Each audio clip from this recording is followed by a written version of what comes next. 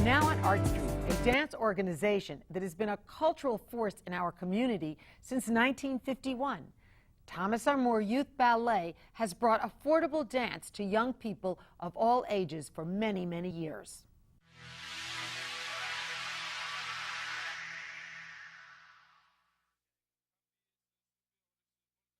I think for young people, dance is important, and arts in general is because it gives you, like I said earlier, another point of reference. You know, maybe something you can't necessarily say, you know, through words. You can say through movement. It's a different language. It's another alphabet.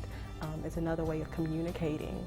To help others identify, you know, their own experiences and expressions of what they see on stage. Sometimes that can be really illuminating for people, I think, to kind of tap into something, even if they don't have the skills that it requires to be able to be a dancer. If they can see something within a dancer on stage reflecting back to them what they're experiencing or feeling or even who they are, I think that's really enriching.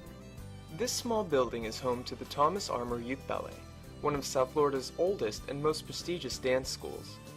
Established in 1951, the school has instructed some of Miami's most acclaimed dancers for over half a century.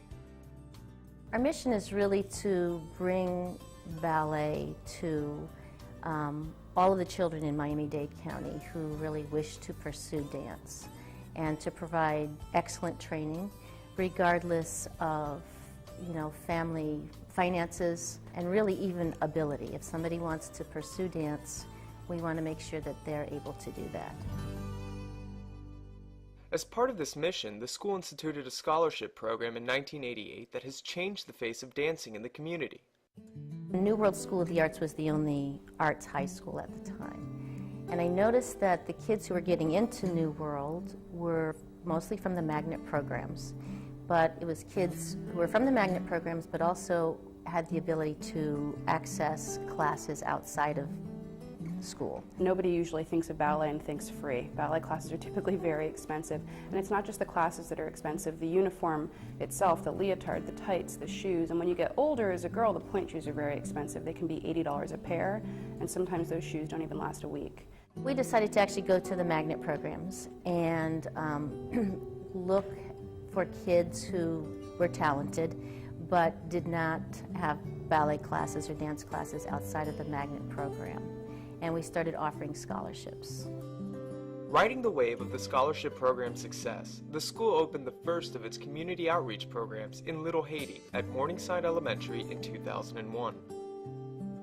Originally, the program was just elementary school age, kindergarten through 5th grade, but we had all of these students that were progressing so beautifully and then moving away from that school to go to middle school, and there were no dance classes available for them. So we ended up extending the program there, and now it's K through 8.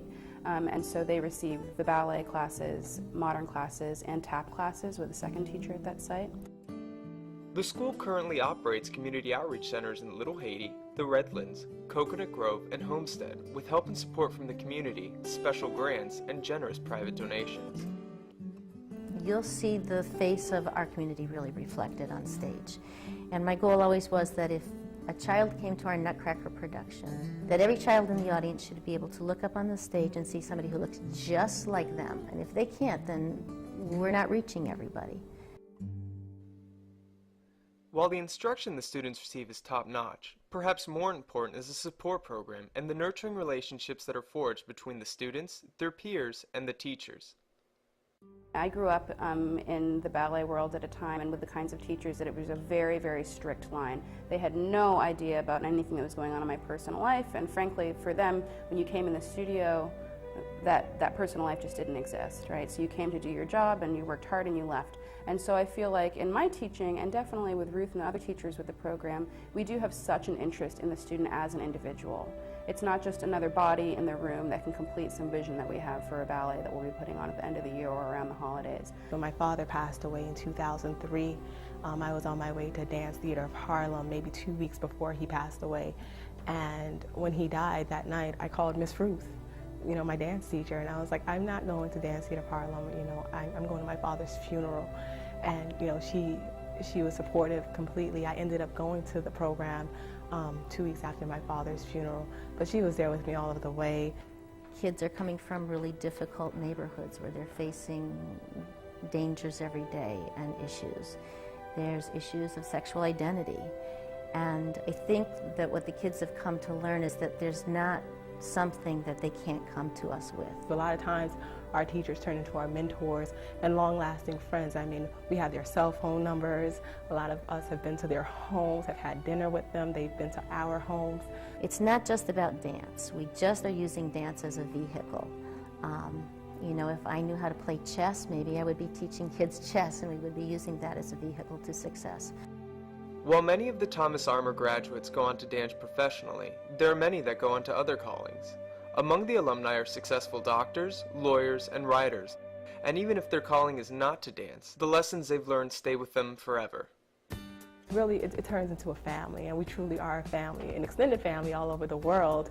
But, you know, if we ever had a conservatory reunion, it would just be amazing to see the different lives that the teachers have touched. There's such a particular code of conduct within the classical ballet world that can really translate beautifully into academics and your life in a number of ways. Being able to come here for a lot of students who can't afford it, not necessarily because they're poor, but because this really is an added expense on family members.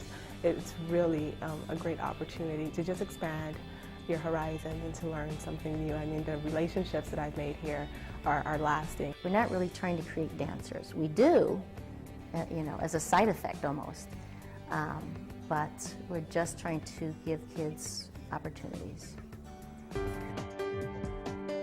To check out the Thomas Armour Youth Ballet, visit thomasarmouryouthballet.org.